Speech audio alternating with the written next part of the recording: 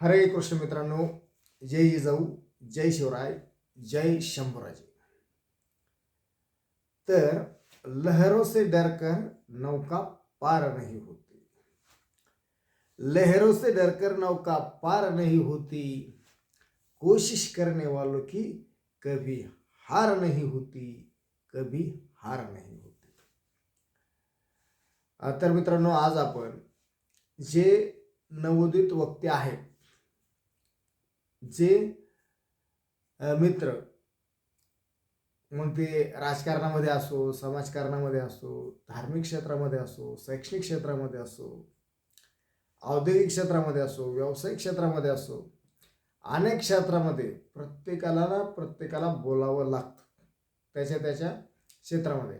आणि एक कंटिन्यू जर एखादा माणूस बोलत असेल तर तो लीडर म्हणून पुढे येत असतो. त्याच्यात तो एक चांगलं नेतृत्व असल्यामुळं तो पुढे येत असतो. बोलण्यामुळे त्याच्यामध्ये नेतृत्व तयार होतं आणि तो एक लीडर म्हणून पुढे येतो, एक नेता म्हणून पुढे येतो त्या क्षेत्रामध्ये. तर आज नवोदित जे वक्ते आहेत त्या वक्त्यांसाठी, त्या मित्रांसाठी आजचा हा व्हिडिओ आहे स्पेशल. तर बऱ्याच नवोदित वक्ते असतात आणि नवोदित वक्त्यांचे मागेही एकदा दोनदा तीनदा फोन आले होते की सर, भाषण करत असताना आम्हाला भीती वाटते, याचं नेमकं कारण काय. तर त्या कारणाचं उत्तर आज आपण या व्हिडिओच्या माध्यमातून देणार आहोत. तर नेमकं भाषण करत असताना भीती का वाटते, नेमकं भीती कशाची वाटते, हा विषय आज आपण समजून घेऊ. आणि का वाटते, कशाची वाटते. मग भाषण करत असताना अनेक मित्र असतात की भाषणाला खाली बसून खूप बोलतात, म्हणजे गल्लीपासून तर दिल्लीपर्यंत गप्पा मारतात. परंतु भाषणाला नाव घेतल्यानंतर त्यांना घाम फुटतो, त्यांना छातीमध्ये धडधड होते, पोटामध्ये गोळा येतो, गळा असतो तो गळा शुष्क पडतो, आवाज घोगरा होतो, जे डोळे असतात ते डोळे खालीवर होत राहतात, पायाला गोळे येतात, हात लटलट कापतात, पाय लटलट कापतात आणि जे आपला श्वास आहे तो श्वास दुप्पट गतीने धावायला लागतो. कधी ज्यावेळेस आपण पोडियम समोर जातो, माईक हातामध्ये घेतो, किंवा जे पब्लिक असते, जे समूह असतो, जे श्रोते असतात, जे प्रेक्षक असतात, त्यांच्या समोर गेल्यानंतर आपली भांबेरी उडून जाते, फजिती होते. आता वाटतं काय करावं, किती वेळामध्ये लगेच खाली जावा, की काय बोलावं, काय सुचत नाही. मी तर माझे दोनच डोळे, परंतु हे जर हजारो लाख डोळे माझ्या समोर आहेत, मग मी नेमकं काय करू, काय बोलू, पूर्णपणे भांबेरी उडून जाते, फजिती होऊन जाते. अनेक अशा मित्रांची 10 वर्षापूर्वी, 7-8 वर्षापूर्वी मी त्यातलाच एक होतो. कधी माझ्या इतका लाजळू कोणीच नव्हता, कधीच नाही. एखाद्या चांगल्या व्यक्तीच्या डोळ्यात डोळे घालून बोलायचं असेल तरी मला भीती वाटायची. परंतु ज्यावेळेस ही कला आत्मसात केली, आचरणात आणली, अंमलात आणली, त्यावेळेस आज किती लोक असो, 10,000, 20,000, 25,000, 30,000, 35,000, 50,000, लाखोंची गर्दी असो, तरी आपण बोलू शकतो. म्हणजे सांगायचं कारण की 10 वर्षापूर्वी मी सुद्धा त्या लाईनमध्ये होतो.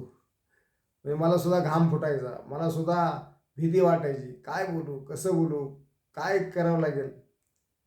तो प्रसंग वेगळाच असायचा. परंतु ही कलाच अशी आहे की आज जे महान वक्ते झाले आहेत ते एक नाही केवळ एक दिवस याच्यामधून गेलेले आहेत. कोणताही असा वक्ता नाही की तो घाबरलेला नाही, भिलेला नाही, त्याला घाम फुटलेला नाही.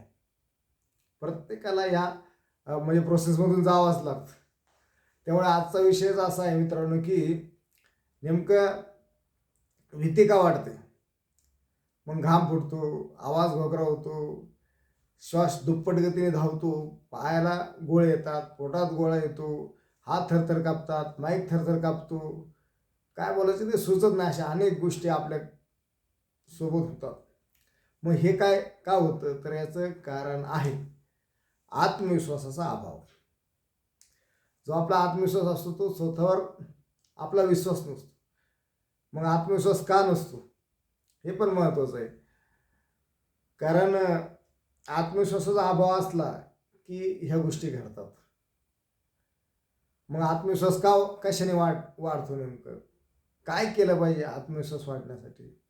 ज्यावेळेस आपला आत्मविश्वास वाढतो, सेल्फ कॉन्फिडन्स, स्वतःवरचा विश्वास वाढतो, त्यावेळेस आपण हे जग जिंकू शकतो. आपल्यामध्ये जर आत्मविश्वासच नसेल तर आपण काहीच करू शकत नाही.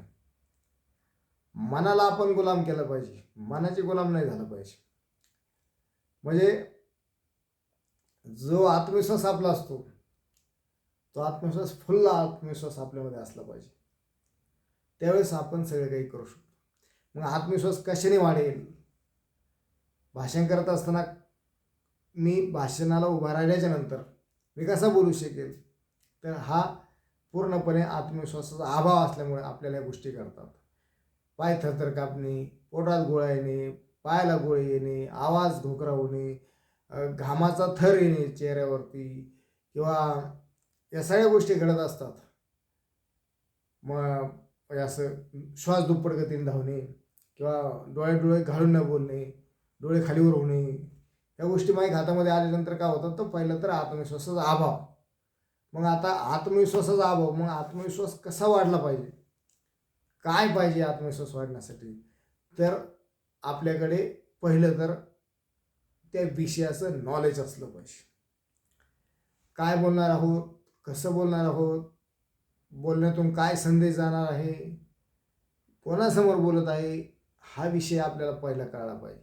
आणि ज्या विषयाचं आपल्याला मार्गदर्शन करायचं, ज्या विषयावर आपल्याला बोलायचं आहे, त्या विषयाची परिपूर्ण माहिती आपल्याला असली पाहिजे. ज्यावेळेस आपल्याला ही परिपूर्ण माहिती असेल तर आपण सहजासहजी बोलू शकतो. सुंदर, सोप्या, सुटसुटीत, सहज भाषेमध्ये बोलू शकतो.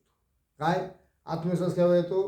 ज्यावेळेस आपल्याला त्या विषयाची परिपूर्ण माहिती असली पाहिजे, परिपूर्ण नॉलेज असलं पाहिजे, परिपूर्ण ज्ञान असलं पाहिजे. त्यावेळेस आपल्यामध्ये फुल कॉन्फिडन्स येतो.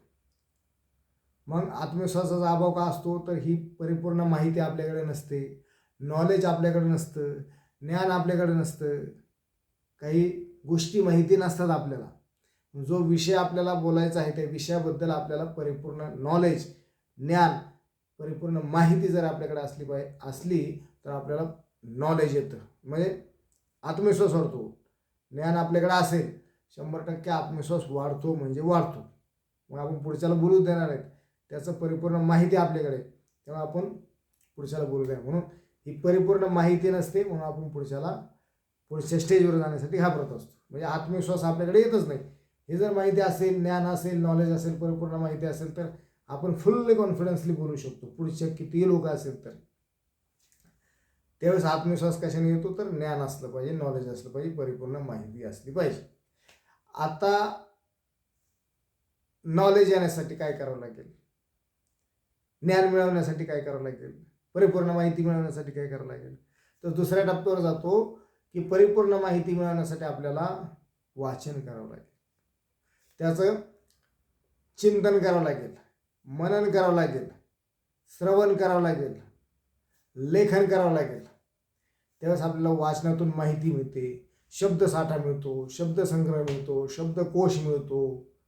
आणि वाचनातून, लेखनातून, श्रवणातून, चिंतनातून, मननातून आपण तयार होतो. आपला आत्मविश्वास आणखी वाढतो. वाचन, चिंतन, मनन, लेखन या गोष्टी आपल्याला कराव्या लागतील. त्यावेळेस आपलं ज्ञान वाढतं. ज्ञान वाढलं की आपण बोलू लागतो. साध्य ते साध्य करी सायास कारण अभ्यास तुका म्हणे. आपल्याला अभ्यास केल्याशिवाय आपल्याला या गोष्टी साध्य होणार नाहीत. असाध्य ते साध्य करू आपण, अभ्यास असेल तर. म्हणजे टप्पा कळला का? पहिलं तर आत्मविश्वास वाढण्यासाठी काय करावं लागेल? आपल्याला त्याची माहिती, परिपूर्ण ज्ञान, नॉलेज असलं पाहिजे. आणि नॉलेज वाढवण्यासाठी, ज्ञान वाढवण्यासाठी, परिपूर्ण माहिती मिळवण्यासाठी आपलं वाचन, लेखन, चिंतन, मनन आणि श्रवण या गोष्टी आपल्याला केल्या पाहिजे. वाचन असलं पाहिजे, लेखन असलं पाहिजे, चिंतन केलं पाहिजे, मनन केलं पाहिजे, श्रवण केलं पाहिजे, पुस्तकाचं वाचन, व्हिडिओ ऐकले पाहिजे, अनेक अशा वक्त्यांची भाषणं ऐकली पाहिजे. त्यावेळेस आपल्याला ह्यातून आपण डेव्हलप होत चालतो. म्हणजे दुसरा टप्पा लक्षात, वाचन, चिंतन, मनन, लेखन, श्रवण, त्याने आपला आणखीन आत्मविश्वास वाढत असतो. म्हणजे ह्या 2 गोष्टी जर आपल्याकडे असतील तर आपण परिपूर्ण वक्ता होतो आणि सहज, सोप्या, सुंदर, दैनंदिन बोली भाषेमध्ये बोलायचं.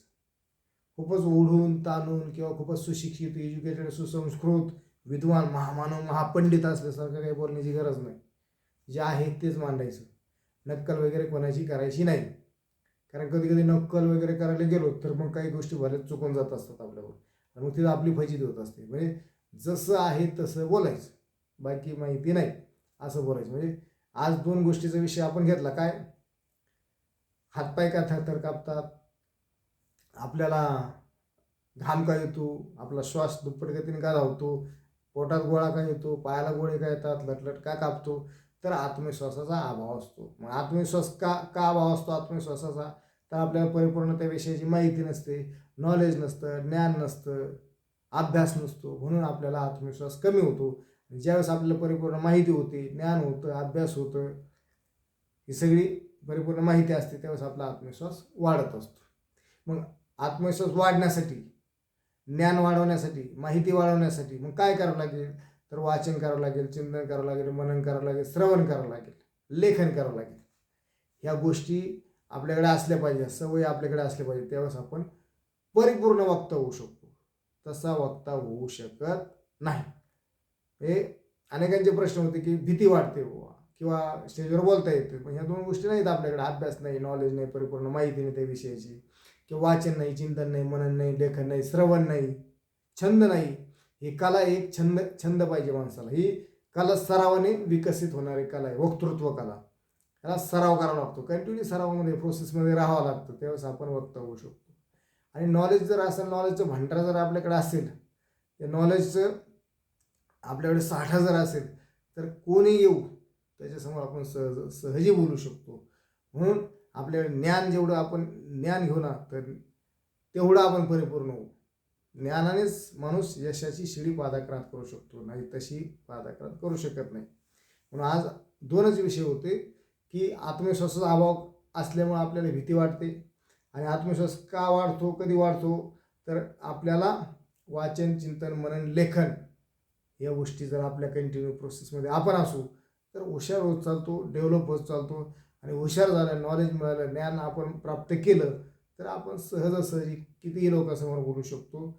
आजचा विषय होता की भीती का वाटते. तर ह्या 2 गोष्टी आपण प्राप्त करा.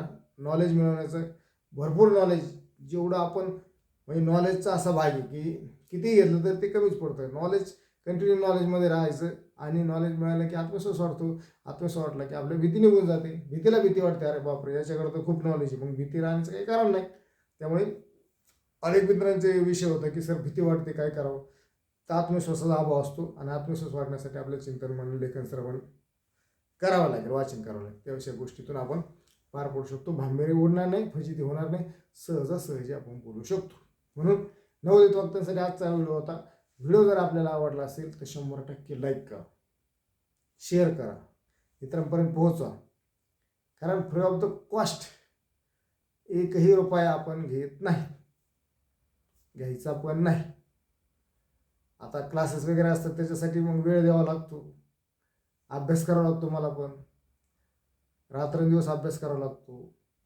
आणि कामाचं शेड्यूल काम झाल्यानंतर अभ्यास करावा लागतो. मग अभ्यासासाठी येण्यासाठी काही खर्चिक बाबी असतात, बॅनर्स असतात, गाडीचा खर्च असतो, वेळेचा खर्च असतो. या गोष्टीसाठी थोडंफार मी मानधन घेतो, पण तो क्लासेसमध्ये. यूट्यूबवर काही नाही. हे असंच वाटायचं, म्हणजे जेवढं आपण देऊ त्याच्या कितीतरी पटीने आपल्याला निसर्ग आणि नियती देत असते. त्यामुळे आपण वाटलं पाहिजे, काही ना काहीतरी आपल्या समाजाच्या हितासाठी आपण काहीतरी केलं पाहिजे. ही विचार ठेवूनच आपण जर क्रिया केली तर 100% आपल्याला त्याचं फळप्राप्ती होत असते. कुठून ना कुठून तर नेचर त्याला साथ देत असतो. ही एक प्रामाणिक भावना आहे. म्हणून फ्री ऑफ द कॉस्ट काही न घेता सूक्ष्म सूक्ष्म बारीक सारीक गोष्टी मी आपल्यापर्यंत पोहोचवण्याचा प्रयत्न करेल. 100% याच्यामधून एक वही पेन घेऊन जर आपण या गोष्टी चिंतन मनन केल्यात तर आपला संच तयार होईल. संच तयार केला आणि कंटिन्यू जर त्या प्रोसेसमध्ये राहिलं, वाचत चाललं, हे केलं राहिलं का भीती का वाटते बा, भीती वाटते. हां, मग सरांनी काय सांगितलं होतं, भीती वाटते. मग याच्यामध्ये आपल्याला आत्मविश्वास वाढवायचा असेल, आत्मविश्वास वाढवण्यासाठी चिंतन मनन लेखन दररोज थोडं थोडं थोडं थोडं 20-20, 25-25 मिनटं दररोज जरी अभ्यास केला तर त्याचा एक साठा तयार होतो आणि सहजासहजी माणूस बोलायला लागतो. वर्षामध्ये 6 महिन्यामध्ये, 2 महिन्यामध्ये, 3 महिन्यामध्ये. ही सोपे प्रोसेस आहे. आपण अडकून पडतो त्याच्यामध्ये, कारण वेळ काढला पाहिजे स्वतःसाठी. वेळ जो काढतो तो सहजासहजी काही गोष्टी शक्य त्याच्यासाठी होऊन जातात. व्हिडिओ आवडला असेल तर 100% लाईक करा, शेअर करा आणि हा यूट्यूब चॅनल सबस्क्राईब करायला विसरू नका. खूप काही गोष्टी याच्यामध्ये भगवद्गीतेचे व्हिडिओ आहेत, मोटिवेशनल आहेत, प्रेरणादायी भेटतील तुम्हाला, व्यवसायावर भेटतील. आता नवीन मी पैशासाठी पण सुरू करतो की पैसा कसा आपण डेव्हलप केला पाहिजे किंवा पैसा कसा मिळाला पाहिजे, म्हणजे आर्थिक या विषयावर सुद्धा आपण घेऊन येतोय. सबकॉन्शियस माइंडवर सुद्धा मी पुढचे व्हिडिओ घेऊन येणार आहे. तुम्हाला सांगतो लॉ ऑफ अट्रॅक्शनवर सुद्धा, आकर्षणाची शक्ती याच्यावर सुद्धा पुढचा व्हिडिओ घेऊन येणार आहे. आर्थिक असेल, लॉ ऑफ अट्रॅक्शन असेल किंवा मानसशास्त्र, सायकोलॉजीच्या विषयावर सुद्धा मी घेऊन येणार आहे.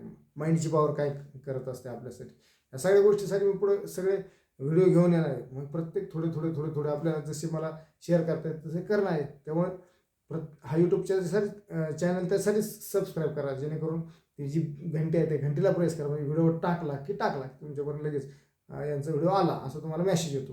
त्यामुळे हा सबस्क्राईब करायला विसरू नका चॅनल आणि इतरांनाही पोहोचा. फ्री ऑफ द कॉस्ट, काही त्याच्यामध्ये चार्जेस वगैरे नाहीत. थँक्यू, धन्यवाद.